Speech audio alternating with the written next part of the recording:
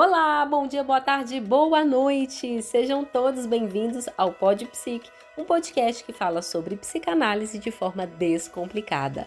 Vem comigo! Eu sou Gisele Miranda, sou psicanalista e apresentadora desse podcast, onde a psicanálise sai do divã e entra na sua rotina. Você já se sentiu sem energia pra nada? Como se o mundo tivesse perdido a cor, o sentido, a graça? Ou talvez você conhece alguém aí que de repente parece ter se afastado, se calado, se perdido de si mesmo? Hoje nós vamos falar um pouco sobre depressão. Não só como um estado de tristeza profunda, mas como uma dor aí silenciosa que afeta muitas pessoas em silêncio. E para essa conversa, hoje temos aqui mais uma vez Guilherme Esteves, que é psicólogo, que sempre traz uma visão sensível, profunda sobre os desafios emocionais que enfrentamos. Guilherme, seja muito bem-vindo. Oi, Gisele, muito obrigado pelo convite. Sempre muito bom estar aqui. A depressão, ela realmente é um tema muito delicado, profundo aí, e infelizmente ele é muito presente. É importante falar aí sobre ela com muito cuidado, mas também com coragem, sabe? Vamos junto aí tentar desmistificar um pouco desse tema, até porque temos muitas pessoas e uma certa depressão funcional. Depois a gente fala sobre isso. Então tá bom. Para começar, Guilherme, explica pra gente o que é depressão. Porque muitas vezes a gente ouve as pessoas falando assim: ah, eu tô depressivo. A pessoa ficou uma semana aí um pouco mais triste, um pouco mais para baixo e acha que está em depressão. É assim mesmo? Como funciona? Olha, muito legal você ter trago isso. Hoje em dia as pessoas não se permitem muito um certo processo de luto, de tristeza mesmo. Pega, por exemplo, as redes sociais. As pessoas se forçam e querem forçar o outro o tempo todo, mostrar que elas estão bem, estão por cima, estão muito felizes. Então cria uma certa ilusão, por exemplo, de que o outro está sempre bem. Logo eu tenho que estar bem. Percebe como que isso é, mascara um pouco a realidade, como que delimita um certo ideal, para mim, inatingível. A depressão, ela é um transtorno de humor que acaba que afeta o modo como que a pessoa pensa, sente e até como lida com as atividades do dia a dia. Ela pode ser caracterizada aí por sentimentos persistentes de tristeza, desesperança, apatia, algo de uma falta de interesse que em coisa que antigamente era prazerosa. Por exemplo, se de alguma forma algo nunca me mobilizou, nunca me motivou, sei lá, não gosto de arrumar casa, nunca gostei de arrumar casa, eu tenho desinteresse por isso desde sempre, não é uma novidade isso. Mas se eu sempre gostei de arrumar casa e isso vai perdendo para mim um certo sabor, um certo gosto, tem algo de estranho por aí, você acha? Uhum. Então, assim, na psicanálise, a depressão ela é vista como um certo colapso daquilo que eu desejo, um certo desalinhamento disso. Quando o sujeito aí perde a conexão com aquilo que o move, que o faz pulsar, que o motiva de alguma forma. Freud descreveu isso como uma espécie de um luto patológico, onde o sujeito não consegue se desapegar aí de alguma perda que ele teve. Um certo luto infinito. Ou seja essa perda de algo, de uma referência simbólica, vamos colocar, de uma imagem que se quebra, sei lá, de um relacionamento, por exemplo. Idealizei determinada pessoa, a pessoa que eu me relaciono, e isso em algum momento se quebra. Sei lá, nunca imaginei que ele me traiu, ponto.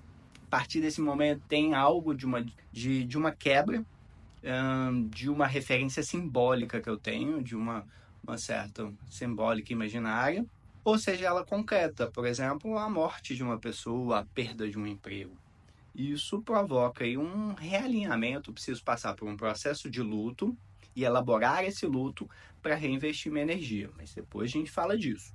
Mas de uma forma bem simples, a depressão ela não é só uma tristeza, ela é uma perda aí no sentido da vida, um certo silêncio interno que parece engolir toda a alegria, toda a energia que a gente tem. Não tem a ver com preguiça que muitas pessoas acabam fazendo nessa leitura, e nem uma falta de vontade. é uma dor aí que parece não ter fim, um certo esvaziamento de sentido. É algo que não se resolve aí com pensamento positivo, força de vontade? Como que é isso? Exatamente. Na verdade, esse tipo de cobrança volta para aquela perspectiva do ideal que eu utilizei como exemplo, o Instagram. Mas, na verdade, essas frases, elas podem até piorar e muito o quadro dessa pessoa, porque faz a pessoa aí se sentir ainda mais culpada por não conseguir melhorar sozinha. Como que a gente pode identificar quando alguém está em depressão? Olha, o corpo traz muitos sinais, né? O corpo conversa muito, transmite pra gente aquilo que a gente não consegue falar ou até mesmo perceber. Temos sinais como uma tristeza profunda, uma falta de esperança, um certo isolamento social. Mas eu acho que o principal, eu acho que aí fica mais fácil da gente poder identificar, é uma certa perda de interesse por atividades, por coisas que antigamente me eram muito prazerosas. Claro que a gente tem alterações do humor, mudança no apetite, uma certa fadiga e pensamentos recorrentes até mesmo sobre a não existência, sobre a morte mesmo. Muitas vezes aí as pessoas também apresentam uma dificuldade de concentração, um sentimento de inutilidade. É como se a pessoa tivesse fisicamente presente, mas emocionalmente completamente ausente. Tem uma certa marca de ver o mundo de uma cor cinza. Sabe como é que é isso? Meio que sem graça. Isso mesmo. Então, assim, aquilo que me trazia prazer, que me trazia uma energia, aquilo que me motivava, se perde. Então, acaba que essa pessoa funciona muito a partir de uma certa relação de obrigação, de imposição a tudo aquilo que ela faz. Essa pessoa ela pode continuar trabalhando, cuidando da família, até mesmo interagindo aí socialmente, mas por dentro e aos poucos, tá? Isso é importante notar que é bem aos poucos que vai perdendo interesse. Por exemplo, esse exemplo que eu dei mais cedo sobre essa questão de uma pessoa gostar muito de arrumar casa e para de gostar disso, não é de uma hora para outra. Ela começa a deixa de arrumar um dia, deixa de arrumar outro dia, tem desculpas justificativas para isso e vai atribuindo algum sentido para isso, mas na verdade tem uma certa perda de uma certa realização nisso que ela está fazendo. Esse silêncio interno aí, ele pode ser devastador, porque é algo crônico, não se percebe essa mudança. Se fosse agudo, é muito mais fácil identificar. De um dia para o outro, perdi meu interesse por tudo na vida.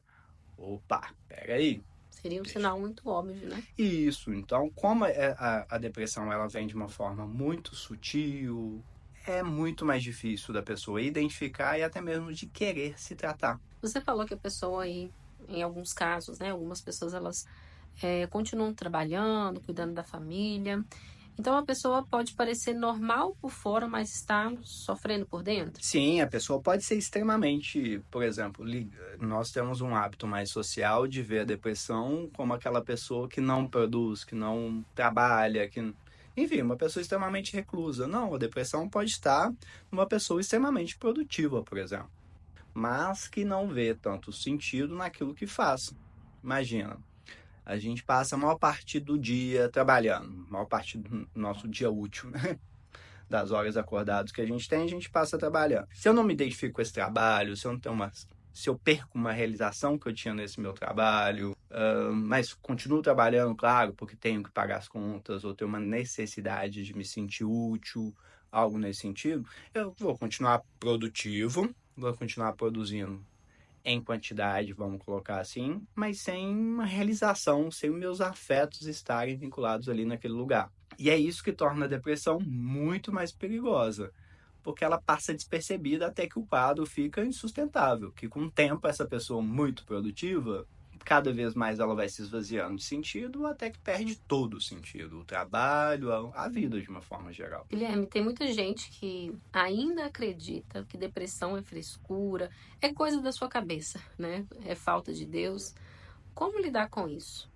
A depressão é um transtorno bem complexo, sabe? Com causas tanto biológicas quanto psicológicas e sociais. Ninguém escolhe estar deprimido de uma forma consciente. Não é uma fraqueza e também não se resolve com força de vontade ou fé isolada. Quando você não vê sentido nas coisas e se esforça muito mais, te coloca em uma pressão muito maior, o desgaste de fazer algo estando com o corpo mesmo debilitado é muito maior. O próprio Freud, ele descreve a depressão como uma forma de melancolia mesmo, um estado profundo de perda que vai para além desse simples luto. Perdi um objeto que quando a gente tem um luto, a gente tem muita clareza daquilo que a gente perdeu. E aí vivenciamos ou não, né, cada um no seu tempo, da sua forma, todo esse processo do luto. O Lacan ele também fala sobre a perda do desejo como um ponto central aí para poder entender a depressão. O que há que em algum momento isso que eu desejo se esvanece, se perde, se reduz de alguma forma. A depressão ela não é uma preguiça, não é falta de caráter, é uma doença real que precisa ser tratada aí com seriedade. Desconsiderar isso, desconsiderar o sofrimento do outro, é desrespeitar aí como que o outro se organiza aí na sua vivência, desrespeitar o outro sujeito. Então, quando a gente fala para uma pessoa depressiva assim, é só se animar, vamos sair, isso logo passa. A gente pode, sem querer, estar aí agravando esse problema? Exatamente. Se a pessoa não vê sentido, sei lá, numa festa, não vê sentido em sair, em se socializar de alguma forma. E aí, a partir de uma fala dessa sua, Gisele, é só se animar, vai passear, e ela vai no evento desse, é claro que como não tem sentido ali, ela não vê sentido nesse lugar, ela já tá com uma sensação de tristeza, tá perto de pessoas que estão realmente querendo estar ali, que estão felizes de alguma forma, traz ainda mais questionamento sobre ela mesma, do porquê que ela não consegue sentir o mesmo que as pessoas ao redor. Consegue perceber o quanto que isso aumenta a pressão e a culpa aí nesse momento? Sim, sim. Na sua prática clínica, Guilherme, o que costuma estar por trás aí da depressão? Olha, ela pode ser desencadeada aí por perdas, traumas, desilusões e até mesmo por conflitos internos. Na psicanálise, a gente fala muito sobre a perda do objeto do desejo. Quando aquilo aí que dava algum sentido à vida deixa de fazer sentido, ou é perdido de uma forma muito abrupta, como por exemplo a morte de um ente querido. Então, no momento em que você perde um ente querido e você não consegue de alguma forma fazer um certo reinvestimento libidinal, um reinvestimento do seu amor, um reinvestimento da sua energia, esse choque dessa perda abrupta e não conseguir estabelecer um novo sentido para aquilo, não conseguir lidar com aquilo, negar a morte, enfim, o luto tem suas diversas fases, né? Se você para na fase do luto e não consegue elaborar essa perda, você não consegue reinvestir essa energia, esse afeto que você possui em outras relações. Então pode ser a perda de uma pessoa muito querida, a perda de uma identidade, tá vendo? Algo mais abstrato. Como no exemplo que eu dei mais cedo sobre, por exemplo, a traição, nunca imaginei, e quebra-se uma imagem, quebra-se uma referência do que é família, do que é relacionamento, do que é alguma coisa.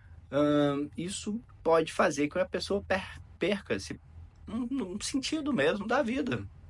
Às vezes aí a depressão, ela aparece quando a gente perde algo que a gente não sabe substituir. A gente não sabe recanalizar essa energia de alguma forma. Na psicanálise, a gente trabalha muito com o conceito de luto. E até mesmo de um certo luto infinito. Eu escolho, de uma forma inconsciente, claro, não consigo lidar com a perda de algo, não aceito a perda de algo. E eu decido manter esse objeto perdido, sempre vivo em mim, de alguma forma, entende? Ou eu nego tanto essa dor que essa morte me causou, que eu posso escolher no meio do meu processo de luto, ignorar minha dor, rejeitar minha dor, abandonar minha relação com a dor, por exemplo, racionalizar esse processo e acordar um dia e falar assim, pronto, tô bem, vamos seguir a vida, bola pra frente, de uma forma um pouco mais forçada, e aí o afeto está muito mais vinculado a apagar essas memórias dessa pessoa amada que você perdeu, do que realmente entender o que ela representou na sua vida, como que era a sua relação com essa pessoa, o que eu realmente vou sentir falta dela, poder avaliar aquilo que eu tenho de identificação de laço com essa pessoa e poder se apropriar desses traços que eu me identificava com o outro, poder aproveitar dessas memórias que essa pessoa trouxe para mim de alguma forma, quais os sentidos que ela atribui para mim. E a partir disso aí, poder superar esse processo de luto. O processo de luto, ele só se dá realmente quando eu produzo algo com a morte dessa pessoa. Que eu produzo uma decisão, sei lá, de estar mais próximo da minha família, de, de, de pegar um traço dessa pessoa, leveza. Essa pessoa representava para mim uma grande leveza, por isso que eu a amo tanto, por isso que ela vai me fazer tão falta. Quer dizer que eu tenho uma certa rigidez em mim, que eu gostaria, o traço que eu busco no outro, é algo que falta em mim. Gostaria de ser mais leve. Todo momento, a partir de hoje, que eu for sentir mais leve, eu vou presentificar, eu vou dar vida a essa pessoa, o que ela representa para mim. Então, minhas lembranças com ela terão muito mais lembranças que me fazem me sentir mais próxima dessa pessoa e feliz nesse sentido, do que memórias dolorosas. É poder equilibrar um pouco até mesmo essa questão das memórias. Mas não de uma forma forçada, mas de uma forma natural, entendendo mesmo, encarando de frente tudo isso. Guilherme, e para quem está nos ouvindo aí e se identificou com tudo isso que você falou, por onde começar? Olha, tecnicamente, o primeiro passo é poder reconhecer que você precisa de ajuda, né? É poder reconhecer isso que a gente falou, de como que isso é crônico, como que isso vai apagando um certo desejo, uma certa relação de prazer com a vida, para poder aí procurar ajuda, sabe? A terapia, especialmente o processo de análise em si, ele é fundamental para a pessoa entender quais são as raízes desse vazio, para não normalizar isso. Porque quando a dor é crônica, quando o sentido vai se perdendo aos poucos, a pessoa vai se acostumando a ver a vida de uma forma um pouco mais cinza, de uma forma um pouco mais nublada. Tem questões de que a meditação também é importante, ajuda um pouco a restabelecer um pouco do equilíbrio, sabe? De estabelecer uma relação com o corpo, daquilo que você pensa, daquilo que você... Como você vivencia o seu processo, com a mente, com o corpo, como unificar isso de alguma forma. É bem interessante isso de forma aí complementar à terapia, ao processo de análise. É muito importante que essa pessoa ela tente entender isso, ela esteja incomodada com isso. Poder falar com alguém, não se isolar, mas o fundamental é a ajuda profissional. E também é muito importante que essa pessoa não se culpe por isso que ela está sentindo, que ela busque esse sentido. O que aconteceu, desde quando eu estou assim, de onde que isso vem. Note que a vida tem se esvaído, tem se apagado dela. Então, a partir do momento que essa pessoa começa a se incomodar com isso e procurar em que momento que isso começou a acontecer, que perda que eu tive, que a partir disso eu fui perdendo, foi esvaziando sentido, foi se apagando algo em mim. Para ela poder elaborar isso, estabelecer seu processo de luto em relação a isso, entender como que ela funciona nesse processo e poder fazer um reinvestimento da sua energia. Então, olha só, de tudo isso que a gente falou hoje, o que é muito importante em relação à vida de uma forma geral? A gente investe em energia em tudo, não é, Gisele? Sim. Pensa só. Vou até te falar uma coisa. Como prevenir uma relação de depressão? Um remédio antecipado, tá? Na vida a gente investe energia nas relações de trabalho, de família, comigo mesmo e com várias outras coisas. Quanto mais eu tenho, pensa nisso como um investimento bancário mesmo. Se eu invisto, eu quero retorno, correto? Sim. Então, se eu invisto muita energia na minha relação com o trabalho, crio lá muita expectativa, deixo de lado as minhas relações pessoais, deixo de lado a minha família, e essa é uma coisa que eu invisto muito da minha libido, muito da minha energia do dia a dia. Se eu fico desempregado, o que acontece? Se você fica desempregado, você investe muita energia, não está tendo retorno de toda essa energia que você está tendo, que você está entregando e tudo mais. Você se afastou dos seus amigos por isso, você se afastou de sua família por isso. Então, o que sobra para você? Só uma certa mágoa, um certo rancor de quanta energia você investiu nisso e não teve o retorno.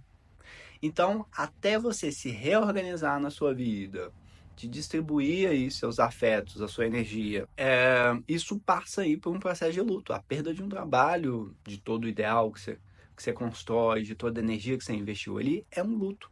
O que seria o luto? Algo que eu invisto o meu afeto, seja um objeto, seja pessoa, seja essas questões de ideais. Quando eu perco isso, eu preciso reinvestir a minha energia. Então, luto é esse processo de quê? De um reinvestimento libidinal. Então, no primeiro momento do luto, a gente faz lá um excesso de... A gente não aceita isso que a gente perdeu, a gente passa por um processo de supervalorização daquilo que a gente perdeu. A gente passa por todo esse processo de entender o que aconteceu, o que eu perdi. Em que momento que a gente sai desse luto? Quando você decide investir a sua energia, você entende o que você fez, entre aspas, aí, de errado nisso. Você aprende algo com isso. E a partir de hoje, vou me investir minha energia assim, assado. Então, olha só, no próximo investimento, eu vou fazer um investimento mais inteligente. Então, o luto, a depressão está exatamente nesse lugar.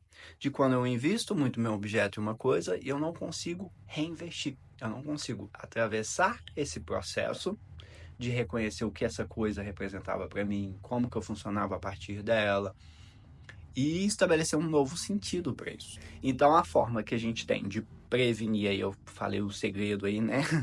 De prevenir aí um luto invista em muitas coisas. Invista em muitos objetos de desejo, muitos objetos de amor. Por quê?